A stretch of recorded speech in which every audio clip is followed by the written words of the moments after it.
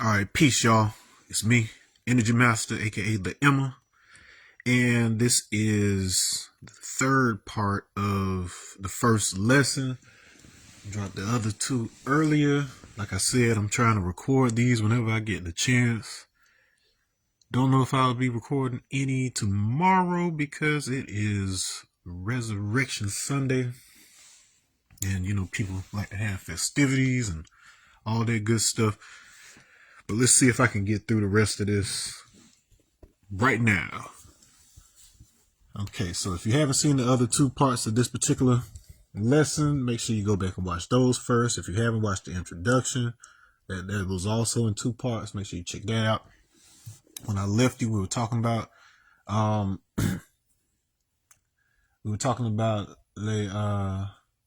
Legendre's 3-square theorem. And to further clarify what that is, it basically, remember, it was the limit that was in place that prevented us from being able to have the square root of 7 inside that double cube or any of those cubic structure, those clean cubic structures we were looking at. And so we're looking at square root of 7 and square root of 8 as these factors that are like a transition factor involving sound and space.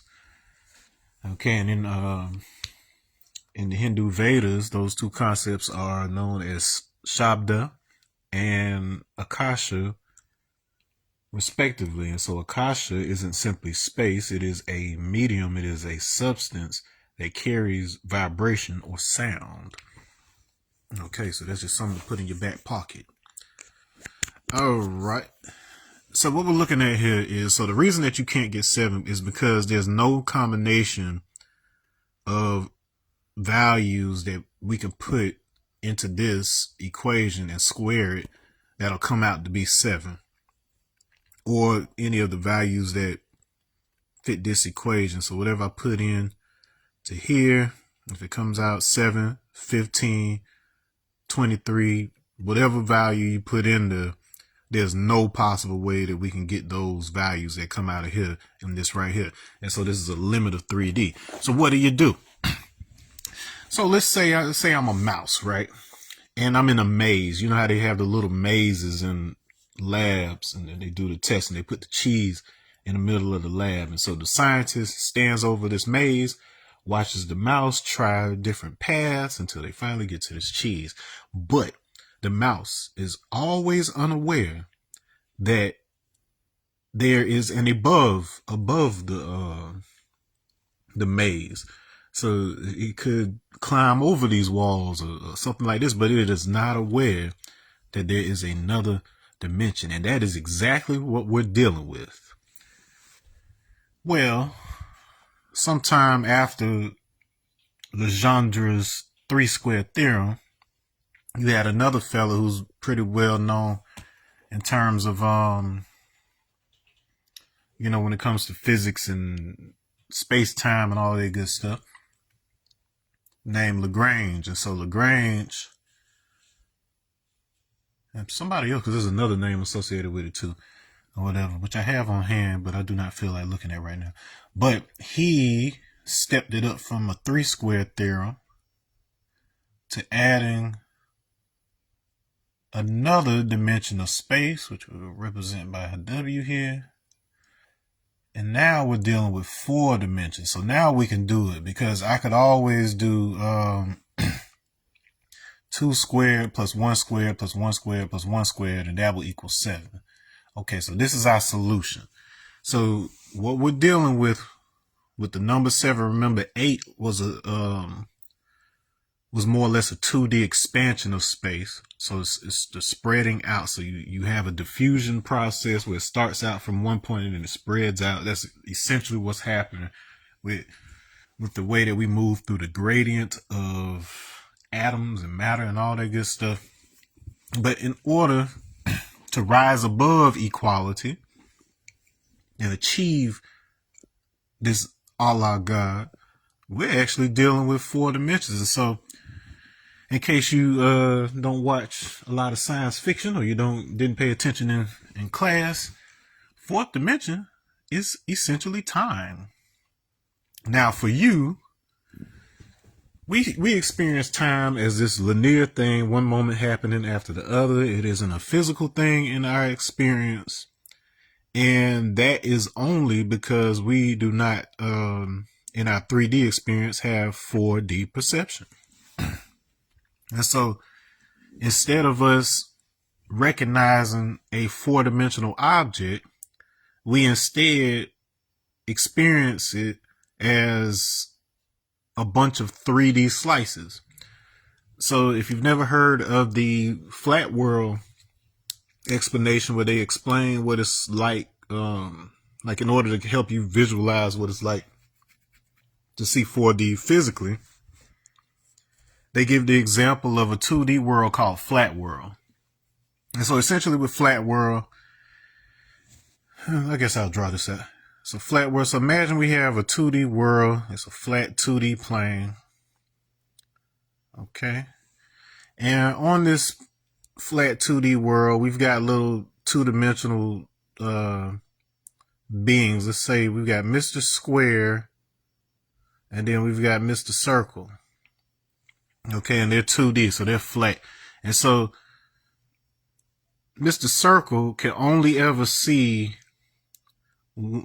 one-dimensional sides of his 2D friend, Mr. Square, at any given time. So when he looks at Mr. Square, he sees this. We're able to see it like this because we're able to look down because we're in 3D. So we can look down at the 2D plane and we can see Mr. Square and we can see Mr. Circle. But when Mr. Square and Mr. Circle look at each other, all they see is this. Okay. So imagine that we, as 3D folks, let's say that we decide to come and visit. We're going to drop down through flat world with our 3D bodies. All right, so we're going to send, I'm going to call this guy Mr. Francis. So Mr. Francis is from 3D. And so they are completely unaware of Mr. Francis up here because they can't perceive 3D. They can only perceive 2D in the form of 1D slices of complete 2D objects. When Mr. Francis enters this 2-dimensional flat world, he is only going to be perceived one 2D slice at a time. So they're going to see something to the effect. So when his feet first pass through this 2D, they're going to probably see something that looks like footprints. Okay.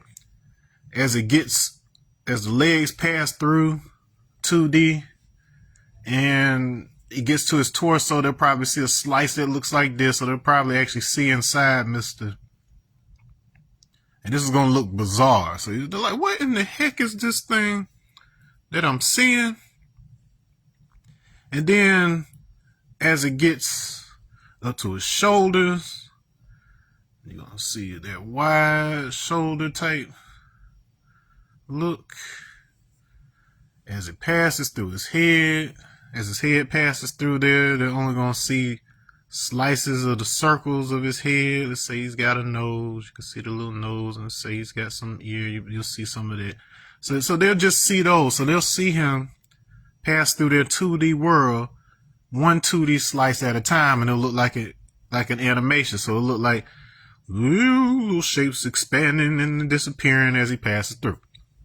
Now let's step that up to the 3D world. So this is where Mr. Francis lives. He lives in 3D.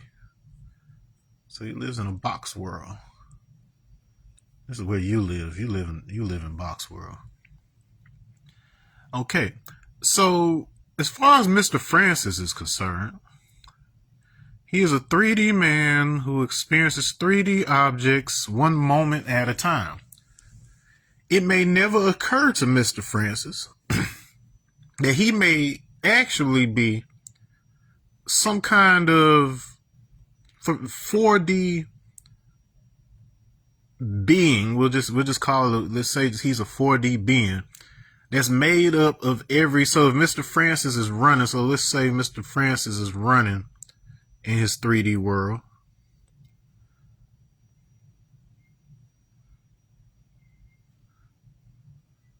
Okay, so Mr. Francis is running through 3D world. Let's imagine that he is a single 4D being. His entire life is just the action of running, and that he is essentially one connected thing. Okay. Yeah, he only has 7 frames of animation because that's how we're drawing it. So we've got this arm out pumping, and then this leg is out, and then that arm is coming back in, and then he's changing legs, kicking this one back up, and then this arm goes back and the other arm comes forward, and then this leg is stepping forward. But you get the picture. All right, so he's this one 4-dimensional mush of every action that he takes in his life. He's just that one thing. And then that passes through here one slice at a time, one 3D slice at a time. And so we experience it only as one frame at a time of him running. So that's essentially what the concept. Now, likewise, let's apply that to things like the orbit of the moon around the earth. So naturally, we experience in 3D, we experience the moon moving around the earth essentially in 8 phases.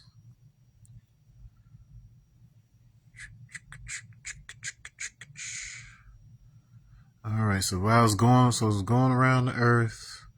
So get some South America and some North America. There's Florida, bombs to some Great Lakes. We had to map the world by heart in middle school. So you have a little bit of Africa there. Boop, boop. Let's get a little piece of Australia and some Hawaiian Islands. Okay. So we got the moon going around the earth in 8 phases, and we see them one phase at a time. Now imagine that we saw the entire consistent movement of the moon all at one time. Instead of individual phases, we would instead see one ring, really a torus, 3D ring, so a donut. So the moon would essentially look like one donut around the world in 4 dimensions because it represents every single movement that it makes.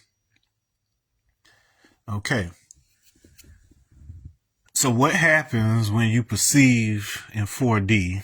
And I've talked about this in other videos, how I even know this, and I am not even nearly the only person who has actively experienced this and knows how to do it manually. But I'll tell you right now, a large part of the reason that people, like aside from the people who just believe shit because of whatever they've read or been, told or whatever else, aside from them, the people who have, let's say, quote unquote, witnessed the earth being flat,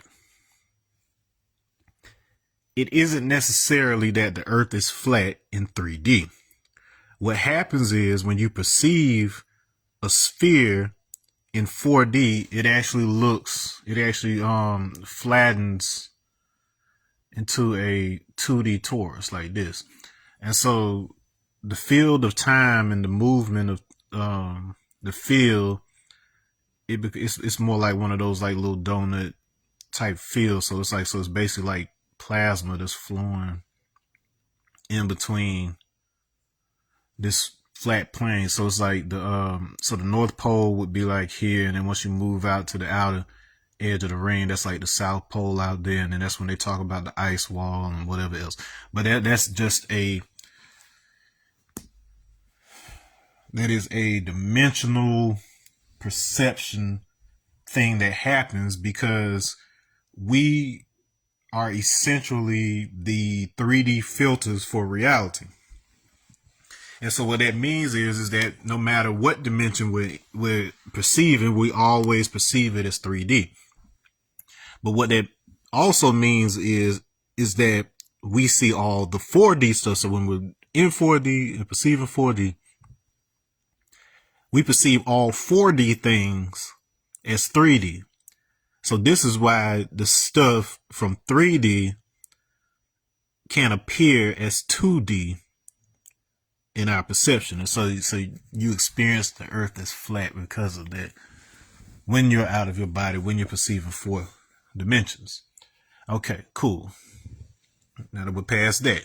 So this is pretty much what we're dealing with. So we're talking about, in order to understand what's really happening with sound in our body, because remember, the square root of 7 was dealing with infrared heat, phonons, the way that vibratory information is stored in the body. Is essentially the means by which light converts into sound when it interacts with melanin. Okay. And so, yes, your melanin is essentially like a gateway to 4th dimension in terms of storing information and organize it in such a way that when you are in an altered state, like a out of body experience, the state that you enter for that, you are actually applying your consciousness to that arrangement of information associated with those sound vibrations. And it allows you to basically experience your body as a microcosm of the universe. So because the way that the geometry is arranged in your body, because it is essentially a snapshot of the math of the entire universe, when you are in that altered state, you can actually interact with an extended level of information, because all information is present at all points within our 3D universe. But then we don't, unless we cultivate the ability necessary in order to be able to perceive it, be able to filter it, be able to process it, understand it, basically by the things I'm teaching you now. So this is basically me helping you build the scaffolding in your perception that is necessary for when you go, when I do show you how to, traverse the other side way later down the line. You are nowhere near ready for it right now. But when we get there, this stuff will be in your subconscious and it will help you a whole lot. It's not something you have to try to remember. If you're absorbing it now, trust me, it is being written in your data bank, whether you realize it or not. I'm trying to find what was I racing with? Oh, here we go. Let me clear some space. All right, so now that we've got that out of the way, we know we are dealing with time, and then so first step now is understanding how to perceive time as something solid. So if you imagine it as a geometry that can only pass through our 3D realm one slice at a time, you realize that all time is happening at one time. So there is no such thing as past, present, future from a 4-dimensional or higher perspective. But here in 3D, that is exactly how we experience, because if everything's happening at one time, you have no hope of, expanding your experience. So we're a very important stage in the evolutionary process, because, when you're an omnipotent, all-knowing being, if you already know the ending of every movie, that gets boring. And I've heard one of the people I've trained with describe it as being like this this lonely child that just kind of sits in the corner just for eternity.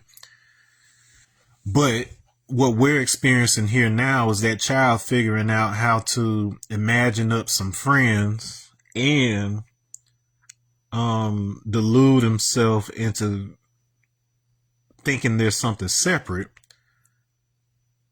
and something that he can learn about instead of already knowing about. So it sounds paradoxical, but the most fun that a supreme being can have is starting out in a state where they don't know, and then they have the opportunity to choose to learn. All right. And no matter how much you learn, there will always be more that you can learn. So it is the journey and not the destination that is the key. All right. So speaking of journeying, let's go ahead and move on, because I want to get through all this, shut this down tonight. And then I'll post all these next week, and then we'll move on to lesson 2 when I get a chance to record those. All right. So anyways, so we know we're dealing with time now. Okay. And so 487 or 478, whatever combination of these three numbers, they are unique in that if I do 4, so we know, you know, order of operations, PEMDAS, parentheses, exponents, multiplication, division, addition, subtraction. This is one of the rare instances where this right here is equal to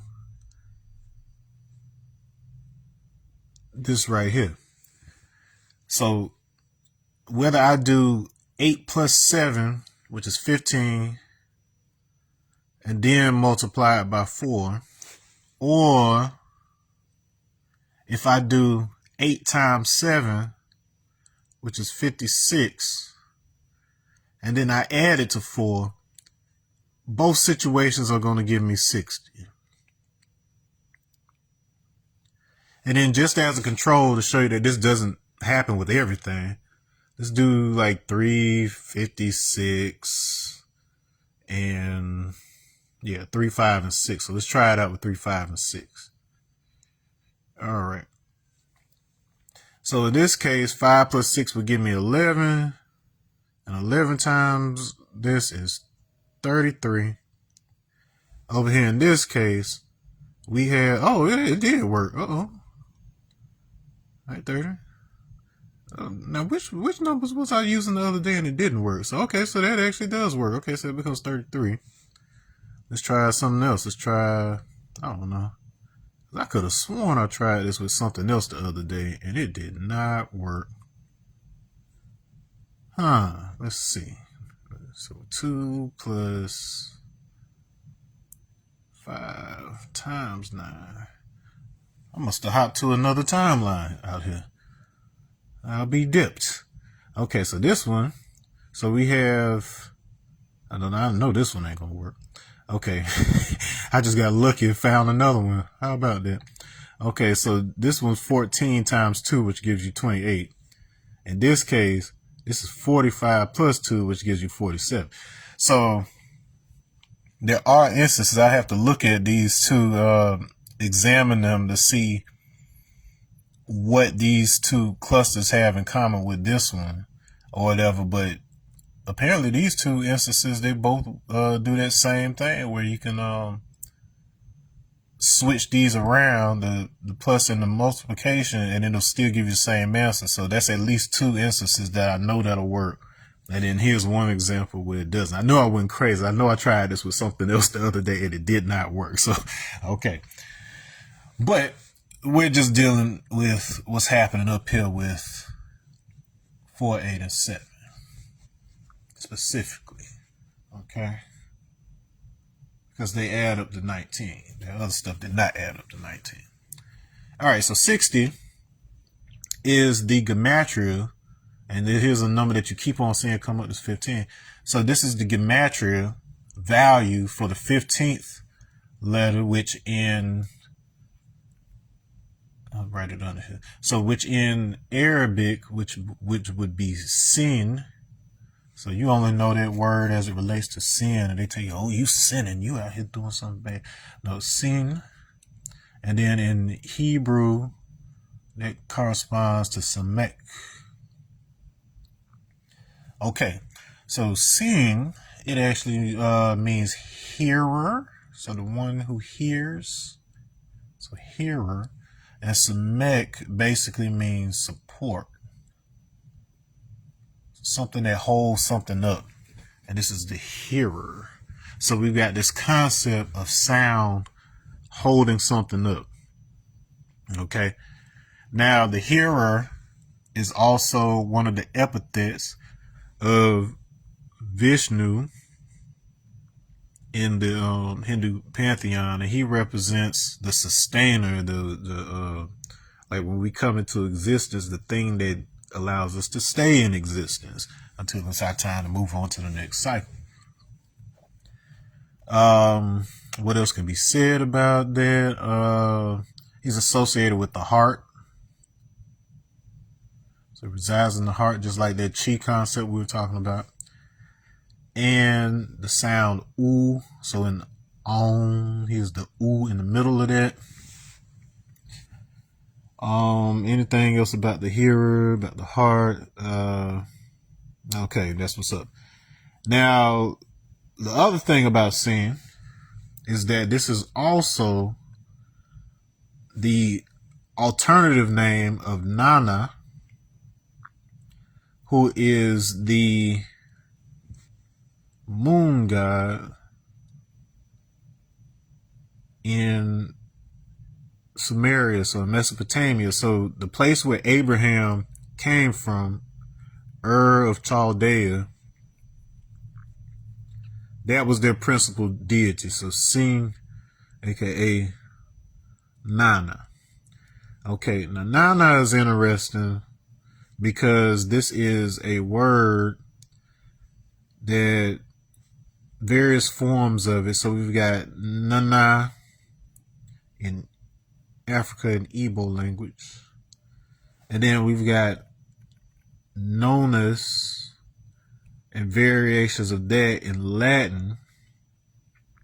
And there's a very interesting connection between these two languages that I'll expose in a later lesson.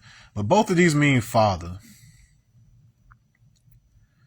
And the other word for father in Sumerian is Aya, like this. Aya also happens to be a name for Vishnu in Dravidian language. So, you know, you got the dark-skinned people to the south that are mostly Dravidian in India, and then you've got the lighter-skinned people to the north who are Aryan. And apparently they say that this Aya is also the source of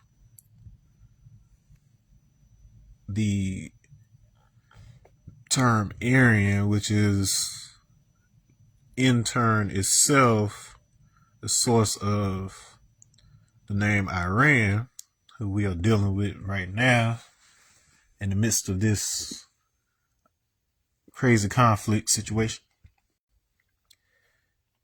Also, something I think I was going to talk about later, but might as well now. Iran is actually a Yoruba word. So here we go again talking about Yoruba in this situation. And in this case, it means family, lineage, all of that stuff right there. So it means, so it's like your lineage, your clan, your family is what Iran actually means. Aryan, regardless of what Nazis and whoever else made it mean, it is simply the name of the current era of man. So whether you're black, white, Asian, whatever else, the current humans on planet Earth right now are called Aryan. So Aryans. Okay. The previous, and then just in terms of theosophy, the previous stage of man was Atlantean. So it didn't just have to do with some continent that may have existed or not existed. It was anybody who was on the planet for the most part, except for the people who were lingering from previous ages, were for the most part Atlantean. Before that, we would call Lemurian. Before that, let me see, there was Polarian and what was the other one? And Hyperborean or something like that. So I can't remember which order it was. I want to say Hyperborean was before that. And as I'm going up through these levels, it was more subtle. So it was like basically our existence was like said to be more subtle in its interaction with the physical plane right here. So we weren't exactly beings on this plane. And then as we move down through the stages, as these like almost like light plasma type of situations, Lemurian is essentially the stage where you first have physical inhabitation of bodies. For us in our existence, we are a soul that has a body, not a body that has a soul. And then Atlantean was a whole full-fledged civilization. We screwed that up. And then the Aryans popped up in Africa near the west coast, like where so Ghana basically. So and that's one of the most interesting revelations that I saw in there, because theosophy was largely developed in like Germany and different places like this, but then they said like the Aryans, they basically started out in the region associated with modern day Ghana. So go figure. So it wasn't that the teachings were inherently jacked up or racist or anything else. That's just what Nazis and other people did with it after they got their mitts on it. Okay, so anyway, so this is just giving you a little bit of the world of what's going on with here. So we got this concept of the sustainer. We've got the concept of the heart, which is a oscillation. It keeps on beating, it keeps sustaining something. So we're talking about not just time. These errors, we're talking about timing.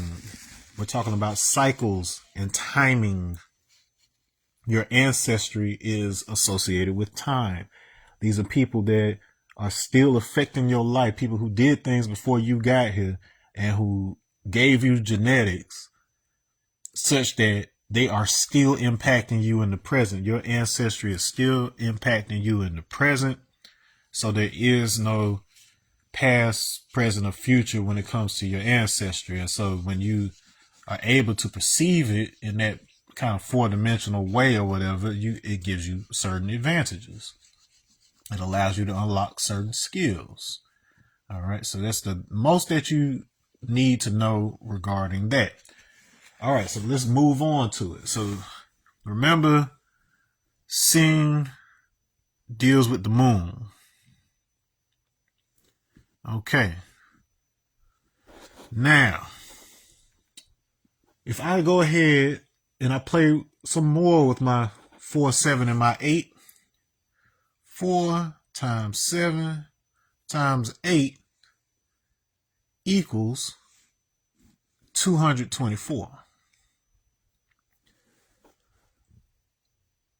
Because we're dealing with 28-day moon cycles, this right here equals 8 moons.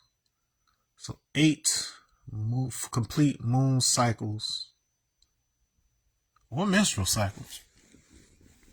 It's not the same. It's probably more accurate with menstrual cycles, because you're a little more attuned to the 28 days, whereas the moon cycle can shift a little bit, and it could be around 29 and a half, I think is the maximum. All right. So anyways, but case in point, we are looking at something that has to do with 8 moon cycles. And remember the significance of the number 8 when we're talking about expansion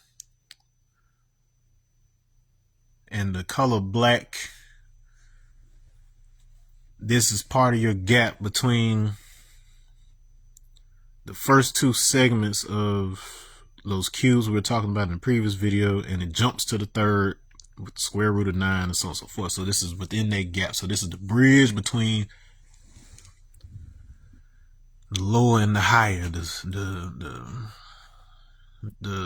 visible and the invisible forces. Okay, but 8 moon cycles is what we're dealing with. So we got timing of 8 moon cycles. Now, whenever you have a deity in the Sumerian lore, they always have this symbol have this cuneiform symbol before their name, which is called the Dengir star. And so whenever you see that cuneiform 8-point star like that, that is the symbol for God. So Dengir deity. So 8 points. So just keep that concept. And remember, 8 points also translated to a cube, because there are 8 points in a cube. Okay, and then remember the association we made of that with Jacob earlier. Remember the association that we made. Let's see, what was the other thing that we did with 8 points in the cube? Okay, so it represents the earth. So when we're talking about earth element, we're talking about the structure of something, the lattice of something. And so the earth and the moon are essentially considered one entity, and that's a large part of where we get this notion of the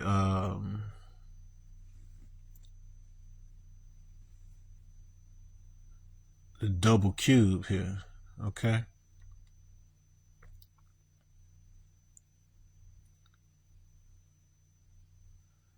Yeah, so that double cube, it is the relationship between the earth and moon as one body, one entity. Okay. So we're dealing with timing, we're dealing with the moon, which is the feminine aspect, and we're talking about the body, so the physical body. Okie dokie. Put that in your back pocket. So let's move on. So what are we actually dealing with the number 19? So the number 19, as you learned in elementary school, is 10 plus 9, right? So we're dealing with 10 and a 9. So in Arabic letters, this would be Ya and Ta, heavy Ta, in the Meru matrix that I've been describing. So Ya and Ta in Arabic, and those look like, so Ya actually looks kind of like a S with 2 dots under it, while heavy Ta actually looks sort of like a lowercase b. So it looks like they should say Seba, which is a very pertinent word to what we'll be talking about later, but just for right now, let's focus on Yata. Doesn't have an immediate meaning from an Arabic perspective per se, and I'll get into that in a moment. But let's just look at the word Yata, and there is there's a weird amount of overlap with, like, when you use Arabic letters in a what's the word, Abguida style. So the Semitic alphabets like Hebrew and Arabic, there's something called an abjad. So abjad is basically an alphabet that doesn't have any vowels, and so you put together like consonantal word roots, and depending on the vowel sounds that you use in between those consonants or whatever, it's going to give you different meanings and so on and so forth. But with the Abguida style, am I saying that right? Abguida. Correct me in the comments if necessary.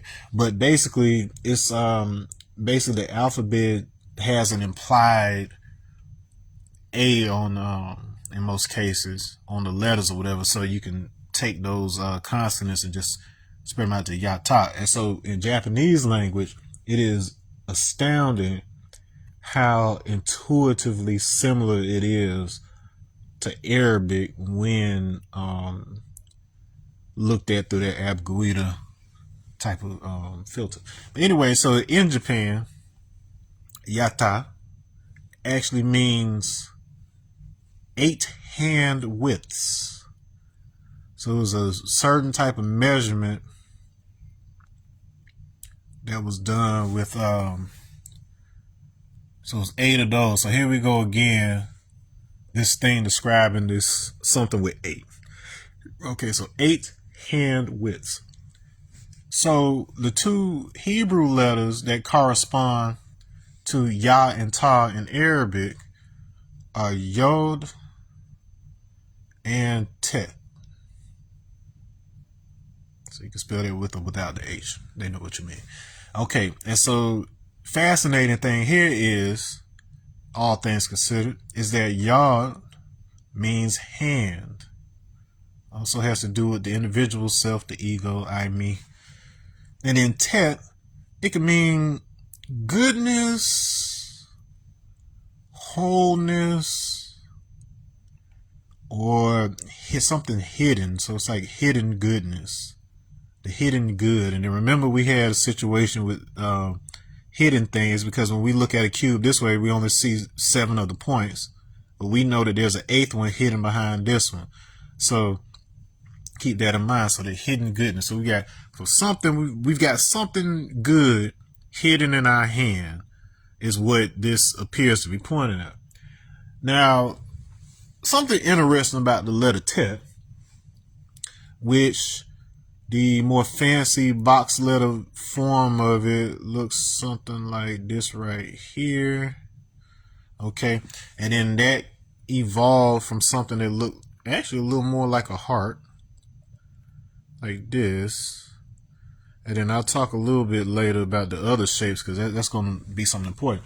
But even better yet, this symbol is actually supposed to represent a snake in a basket. Snake in a basket?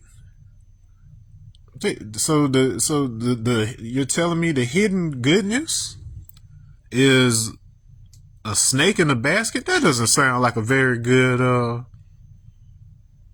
hidden surprise. And it's hidden in the hand? Like what's a snake doing in the hand? A snake in the hand is not worth 2 in the bush like birds. Well, what did we mean by snake? What do we mean by serpent in the ancient world? So before I answer that question, in Hebrew, the biconsonantal root that you can derive from these letters right here, oftentimes when you have a 2-letter root, what they'll do is they'll add a in the middle of it in the form of either ayin or aleph, which are 2 letters that are typically silent. But in this case, yod, ayin, tet. And you're probably asking yourself, Emma, when did you learn to write some Hebrew? I just kind of picked it up along the way while I was doing this stuff. I ain't gonna sit up here and act like I'm an expert, but I know my way around it enough, at least. Like how a first or second grader know their way around the English alphabet. I at least know a little thing or two. I'm probably a little better than first or second grade level, but I know a little thing or two about it. But this is pronounced Ya'at. So you got that glottal stop right there, Ya'at. Ya'at. Which means covering or enveloping. So we've got this continued theme of something hidden in the hand, and now we're saying covering, enveloping, and then Tet itself on its own already means it represents the symbol, represents a snake in a basket. So we're clearly all talking about the same thing. And then so we want to know, what does that have to do with the moon and the hearer? Remember, it was the hearer is what that means. It sounds like the snake that we're talking about is vibration. Okay, so in the Dogon mystery school, so that's in Mali in Africa, the Dogon, pretty popular. Them and the Egyptians, they had the same mystery school, and this was a very old 7,000 years ago shared tradition, and once these proto-Afro-Asiatic, this group broke up, it became the different separate ones we know today, but they were all part of one group. Some people would call that the Kemetic mysteries, but there's so much baggage and jargon related weight on that word that I would just simply say that we're dealing with something proto-Afro-Asiatic. So before we had a distinct Semitic, a distinct Egyptian, a distinct Omoitic, or whatever else. We're just talking about when everybody was just speaking the same thing. Okay. And so in those mysteries, Serpent was the symbol for word or membrane. This is acknowledging the role that the vibration of objects based on the resonance of a specific word has. So not simply just arbitrarily production of speech or language. We're talking about speaking the sound that resonates that specific object, matching the frequency of that particular object, and then that process is central to what we call cymatics. So cymatics is, as I've talked about in other videos, it's the science of sending vibration through a metallic plate and placing sand on it, or you could do this with the surface of water too, but sending specific frequencies of sound. If it is stable and the geometry of the plate is compatible, the waves will reflect against each other, and certain parts of the plate will vibrate and other parts of it will stay still. The parts that stay still are called nodes, N-O-D-E-S. And the sand will settle into those nodes and it'll make geometric patterns. So that is called cymatics. So you can actually know what a sound looks like, not simply what it sounds like. And so the geometry of form throughout nature, including that which is in your body, all corresponds to specific frequencies. So you are a combination of frequencies that perform a particular song, a particular harmony. And that is informing the form that is associated with you. So your little atoms inside of your DNA are vibrating according to this pattern. And then from that, it generates the path over time that you will unfold from that little point-like, dot-like single cell inside your mother's womb, and then unfold into what you look like more or less now as a full human body. So this is all what's happening behind the scenes on that. And so remember our square root of 7 as it relates to infrared and phonons. So that's the sound equivalent of photons, because it's dealing with all that.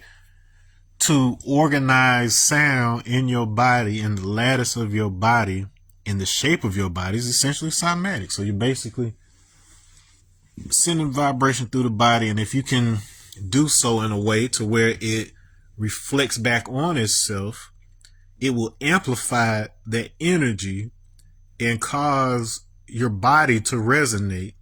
And when that happens, we call that a standing wave. A standing wave. So, in my intro, one of the key things that I was talking about was Oppenheimer and these factors surrounding the detonation of the atomic bomb, and how they extracted this knowledge from, Hindu teachings regarding the body and mapping the body with sound and all of these different factors. This is essentially what we're talking about here. So the body has the ability, you have the ability to produce a standing wave in the body by properly chanting the correct sequence of sounds and targeting them at specific points in the body. And then once you achieve that, you can, with relatively less energy and more efficiently, be able to vibrate the entire body at once. And in doing so, this has an effect that coordinates your brain, your consciousness in a certain way that allows you to take advantage of specific effects that allow you to go from only being able to perceive this one to being able to perceive this and beyond as a physical experience. So this isn't just mystical stuff. This isn't just stuff I've read about. I've been through a lot of training and experiences and stuff where it's just like, how the hell does this exist? And we don't all know about it. And I could actually, even in saying that, I completely understand why, because yeah, I wouldn't believe it just from somebody saying half of this stuff. Like, but I've always been the kind of person that I don't just dismiss what somebody's saying without me actually, learning about it, trying it out, seeing if there's anything about it that doesn't, match up with it. But it is exactly what it is. All right.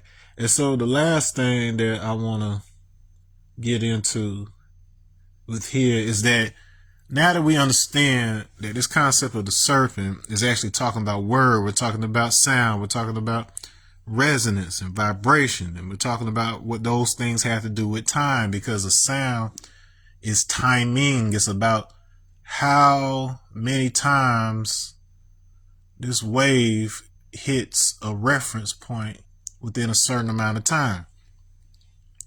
And if it hits something that causes it to reflect back on itself, these become even like this, and they amplify, and then they just kind of spin around at these notes. So these, you got nodes and antinodes, where if we had sand, the stuff was settled in these points on a plate or whatever else, but it's basically amplifying, occupying space, doing something consistently enough to where something can form around it. So this basic principle is how solid structures manage to come into being in the physical universe.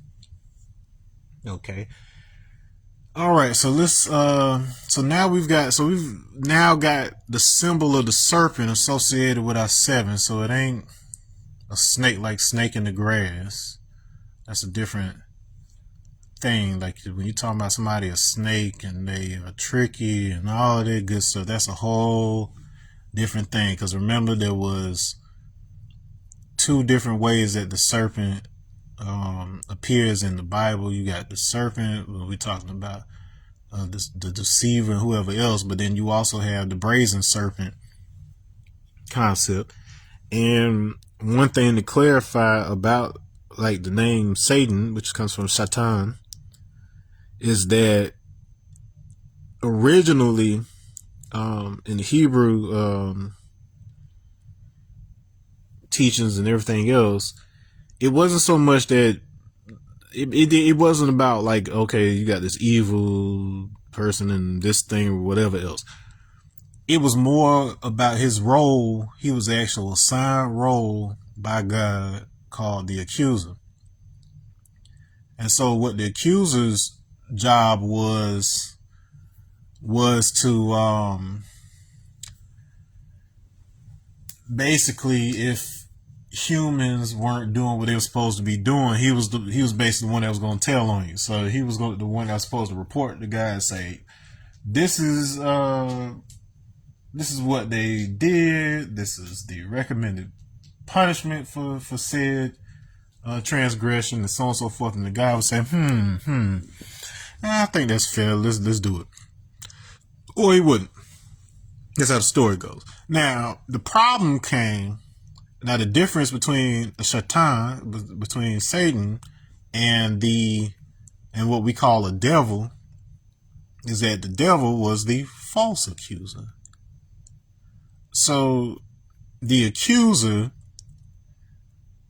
was justifiably bringing things before God in terms of how you transgressed and whatever else. So those were reasonable accusations. But then what we get is, and this is a largely human notion here, and this is why devil became associated with something human and physical in Black Islam. But it's this concept of the false accuser, people bringing up allegations and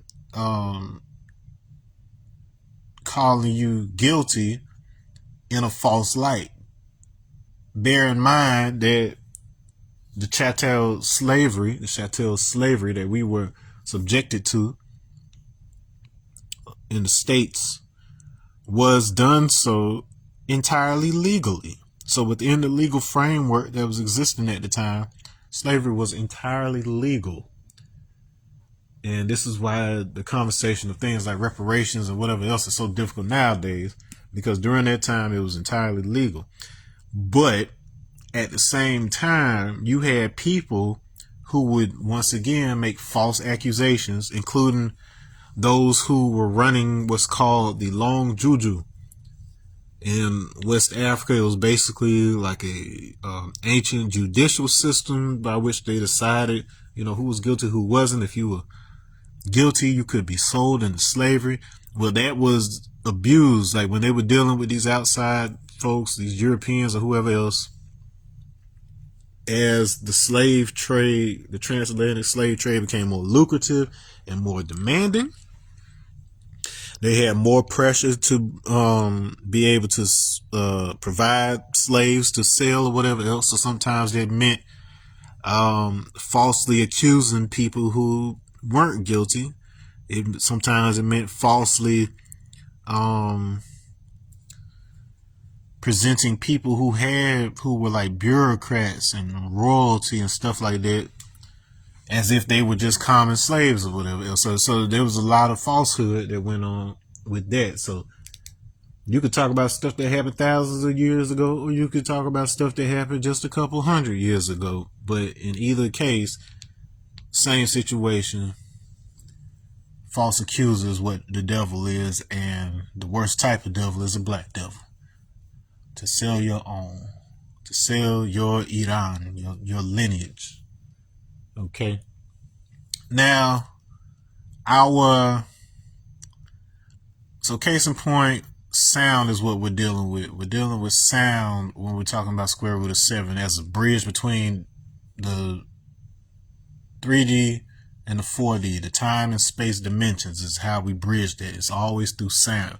Your brain has a mechanism that allows it to convert between sound and light. So things that you hear, your brain will piece together pictures for you to have dreams. Okay. So back to black. Remember, 8 was also, the square root of 8 was equal to 2 times the square root of 2, which had to do with the throat chakra. And then we associated this guy with the ankle or destiny. Destiny chakra. Okay, and so that is because your destiny is written on your body and marked in melanin. That is Akaraka. That's associated with that.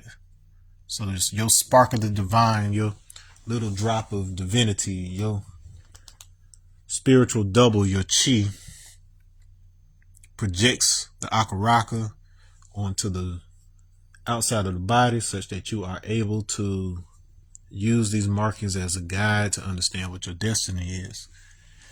And you have to be trained in order to do that. So with them extinguishing these ancient practices by forcing people to convert, or people who are converting because it is more financially beneficial to them to be able to do business with other people of the Christian or Islamic faith or whatever, you're losing a lot of this technology. But hopefully we'll be able to preserve more of that with the museum. Okay, so dealing with destiny. Now, that yata, so remember 8, so yata is tied in with our concept of the 8. And that brings us back to the Yatagarasu, which was the three-legged crow. Secret society in Japan. These are the ninjas. Okay? They're the ones that are slipping us secrets about who the original man is. They trying to tell us just like we was trying to tell you, like, the black man is God, man. And we got cousins that, the natives of Japan, the Ainu, and their precursors, the Jomo. That's us. Them people in the Andaman Islands off the southern coast of India. That's us. That's fam right there. You got a handful of just a little speckle of Ashkenazi Jews, and just a taste of West Germans, and not even just from mixing. They're just the ones that diverged from us in the Horn of Africa, and some went north and the others went south. We were outside of there. So you have two schools of thought that say that we were in Asia first, and that Africa was originally intended for cryptids and beasts and stuff like that, and then we were forced into the continent by the, which group did they say? Was it Mongols or whoever else?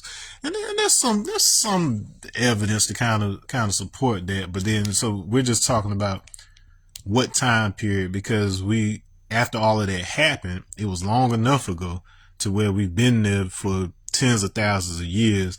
And if the folks we call Native Americans now over here done only been here for 15,000 years, if you've been anywhere even 20 to 50,000 years, that's your home, bro. We can stop the semantics surrounding that.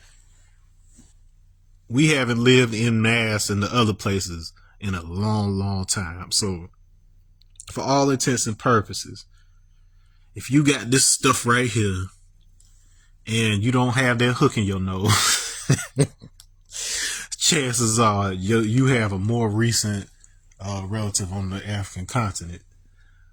Were some of us over here in the Americas? It's actually a very good likelihood. But then whatever was happening, it was happening back and forth.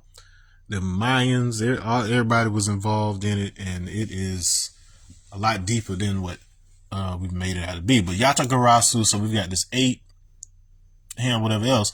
But Garasu, let me make some room. You don't need the stuff anymore. Make some room. So the Garasu, that's that same character. So this is by itself, Karas. So you don't actually pronounce the U.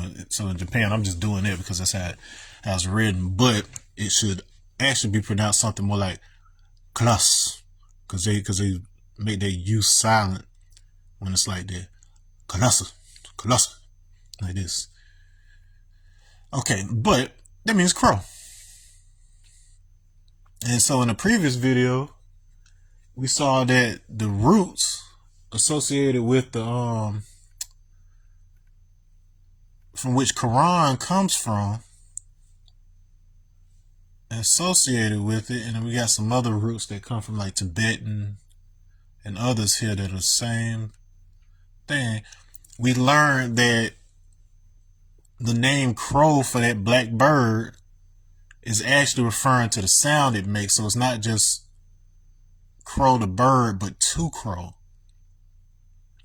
So to make that sound, and then that same meaning, same word that comes from, means to call or to invoke. And the reason that is important is because the etymology, as I've also said in another video, the etymology for God is that which is invoked. That which is invoked. That which is purified, which we cleared up in the previous video, is also meaning clarified. And it also means spirit occupying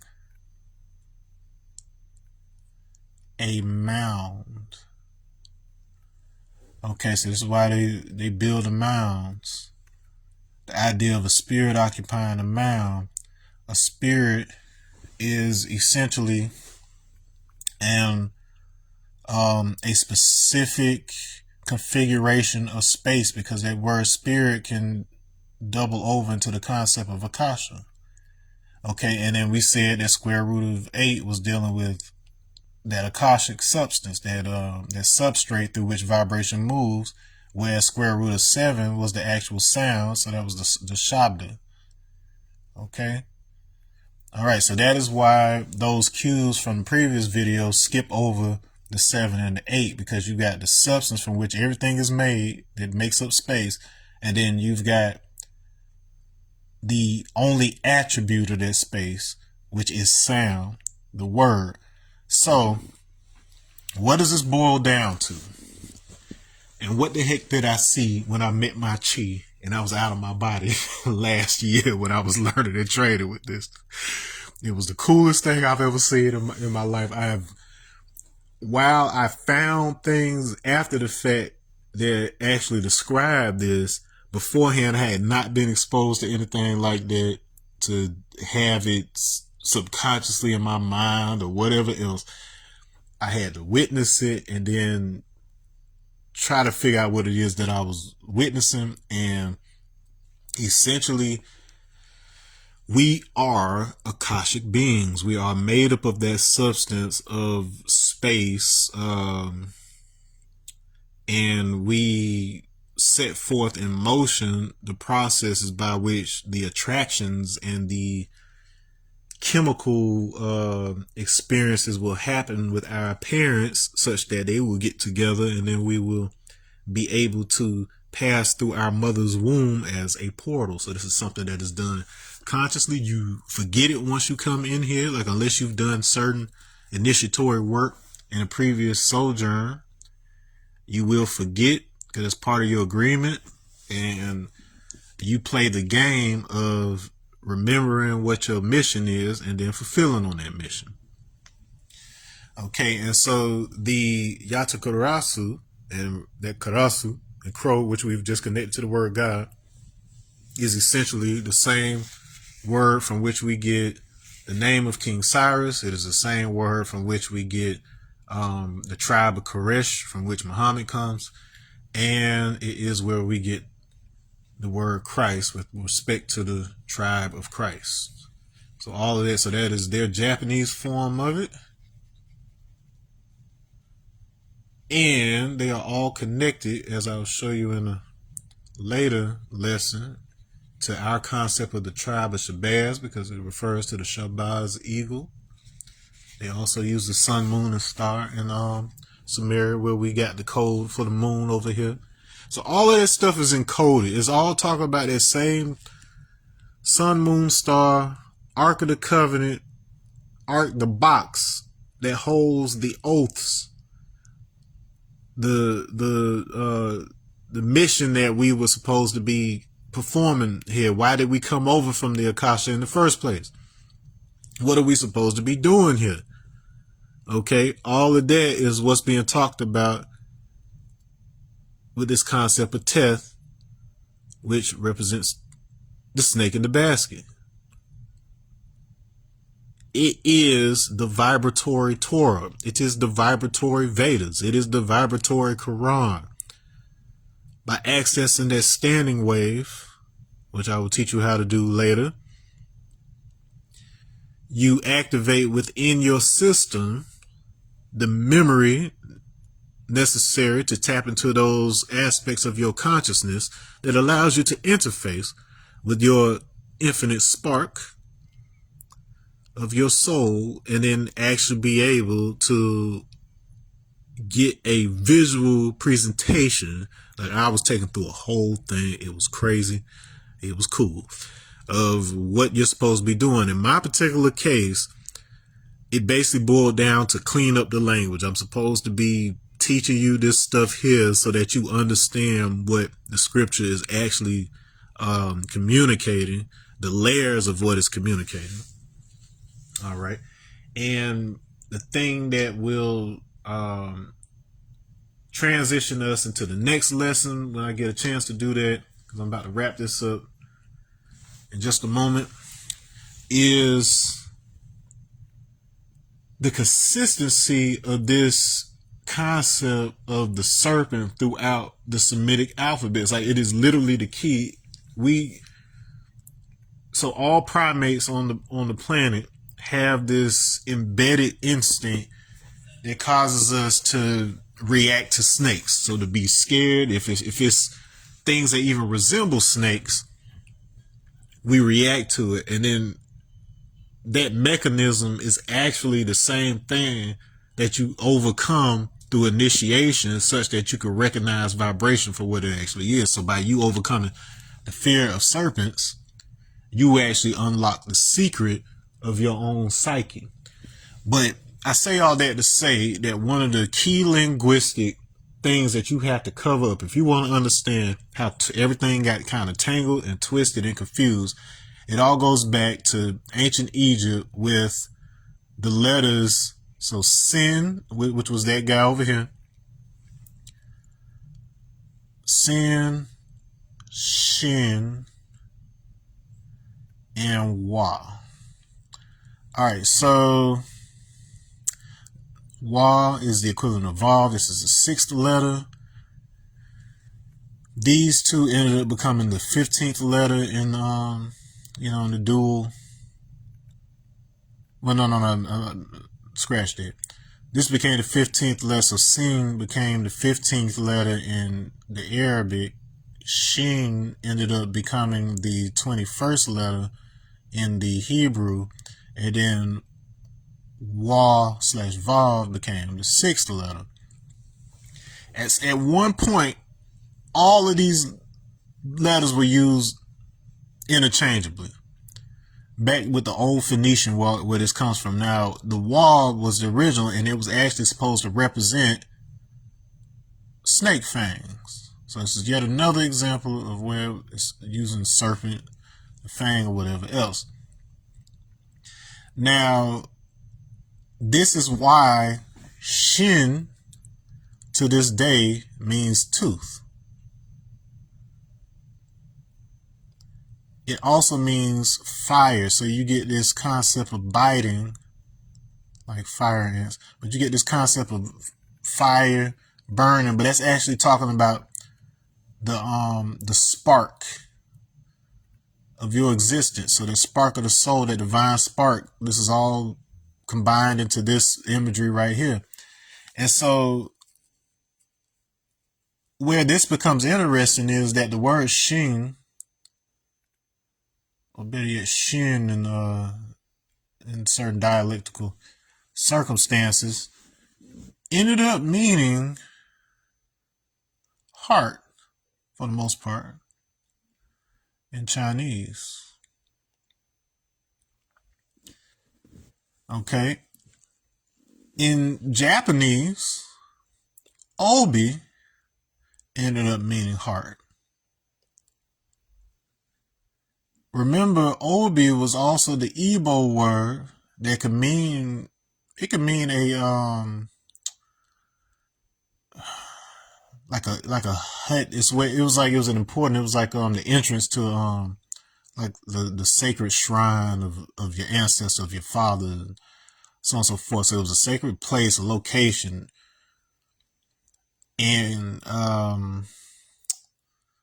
location of your ancestor, whatever else. But it also dealt with movement, dialogue. So that dialogue is bringing us back to this concept of the snake in the basket, the word, the membrane. So all of this idea of the vibration in the container, this again is talking about the covenant that is written in the heart, the new covenant written in the heart that is talked about in Jeremiah 31. Okay. And so it's interesting. We've got both Shin and Obi meaning heart. And then we get the word shinobi, which is ninja, which ends up being this combination of hearts, but it's usually represented as a blade over the heart. that blade is more generalized into weapon, which is the meaning of the Hebrew letter, the seventh Hebrew letter. So 7 equals Zayin. Okay, so blade over heart. And if heart is our shin, and then shin ended up being our 21st letter, blade over heart shinobi is like saying 7 over 21, which equals 1/3, which is equal to 0.3333, so on and so forth. 1/3. So we're chopping this up into thirds. So we have a 3-legged crow. Remember, Yatagarasu was the 3-legged crow. Boom, boom, boom. So remember, we started out with that in the presentation. These are the 3 legs of the crow. So seeing, so we ended up, so this is the hearer. We've got the spark in the heart. So this is a 3rd example where it deals with the heart. Because remember, I told you Vishnu dealt with the heart. So we got this as heart. We got shin related to the heart. Wa can mean master on the Arabic side, but on the Hebrew side, the vav can mean pin or spine. So when I say pin, we're talking about something that connects things or tethers things together. And then spine, so the idea of the spine as a thing that's tethering. The spine is, of course, also connected with the serpent and or dragon imagery and associated with Kundalini awakening. So these 3 letters are talking about how our heart or central concept, the sustainer, this concept of a standing wave, giving us access. Well, most importantly, it helps us to entrain and balance the masculine and feminine energies of the body. That has nothing to do with gender. That's the potential and the kinetic. So we're balancing those things so that we can interact with the center, which is the Sushumna channel. And that entrainment allows you to coordinate the hemispheres of the brain such that you are able to access and interact with the subconscious information that you pick up from all sides and be able to interface with that in a way that is like a virtual reality interaction with that stuff, the way that you do in a dream. So in your dreams, you're basically just interacting with the information that your brain has collected throughout the day, some of which you may not be consciously aware of. So it's trying to bring it to your attention. Okay, so this is essentially what this is talking about. And so the chi resides in the heart. It is you. It is essentially a mirror. It is that leopard in the mirror of you. It's not a separate being, and it's not separate from God. It is a drop directly from the source of all things, and that is you. That is your reflection.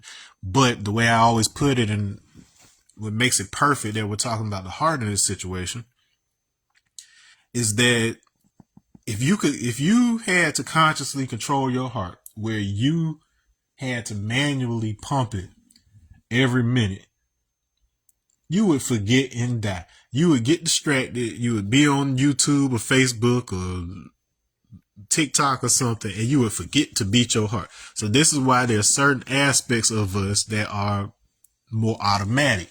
And if you can understand that concept, you can understand how there are aspects of you that you don't personally consciously control, but it's still you. And you can understand why many people would assume that this thing is a separate entity, because you feel like the only thing that is you is the part that you can control. And then if you can give up that assumption, it would be a lot easier for you to understand the full expanse of your existence as the supreme being, and why you don't control somebody else's drop and they don't try to control yours, because they can't. Your drop is your drop, their drop is their drop. Neither one is more supreme than the other. And in this physical life, the more coordinated you are with your mission as assigned via that spiritual drop, that spark, the more you manifest that into the physical reality. And this is what we call a Christ. So you are all Christs, and that is what he was trying to teach you, but not simply as you are, just like a seed is the essence of the oak tree, but until it's actually gone through the process of growing into that oak tree, you can hardly look at it and call it an oak tree. But similarly, you have that in you, and the more coordinated you are with that divine will, the more of that starts to leak through into your physical experience. So all the different things that Jesus is known for, or whatever, as part of this tribe of Christ, he was showing you that through obedience to that mission, not his mission. You don't have to do what he was doing. He was given specific mission. You were given a specific mission. By filling on your specific mission, you too can achieve even greater things than he. That is exactly what he told. He said that his disciples would go on to achieve even greater things than he. For ye are Elohim, for ye are gods, not as an ego, but someone who has the ability to give up that ego and submit not to an external being, but for the destiny that you, in your purest form, laid out for yourself, and isn't forcing you to follow that path. You can do whatever you want to be honest. I'm gonna flip the camera for this one, because this is gonna be the last thing I'm gonna leave you with. You don't have to follow your destiny. You are free. You are so loved that you can do whatever you want to. But that said, it is so much easier for your life, and you are able to do so much more when you are in agreement with that side of you and the plan that you've laid out for yourself. And so when we pick up in lesson 2, it'll be a new board. Go back, make sure that you understand, digest these things. Remember, you don't have to fully understand it. I've had, some time, a couple of years to engage with all this stuff. So I don't expect you to just digest it all now, or even be able to understand how it applies to you or something practical. I don't expect you to understand how it applies to everything in the scripture. The most that you need is to just engage with it, try to somewhat understand it, and I guarantee by the time we are done with this process, because I've got a lot to get out, because it was given to me in like an instant, just a package of, and then I had to unravel this over the course of some years. But once we're done with this, you will have the keys, and then once I do and then it all implodes and comes together, you'll have a big bang moment where you're like, oh, and then you'll realize that the things that you do on a day-to-day basis, your ability to engage with those things, to store and access and organize information becomes more efficient, and most importantly, you get clarity. That has been a key theme throughout these videos so far. So I'm gonna leave you on that note. If you celebrate Easter, enjoy your Easter. If you don't, still take advantage of the fact that people are in a state of merriment and willing to show and prove their goodness. So by all means, respect that. Because if you disrupt or hate a person while they're doing the right thing, just because of when they choose to do it and why they choose to do it,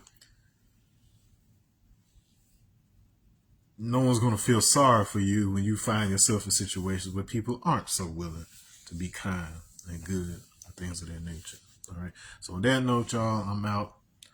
Thank you for participating in this first lesson. I will get these posted up and onto YouTube over the course of next week, and I will record lesson 2 when I get a chance. Peace.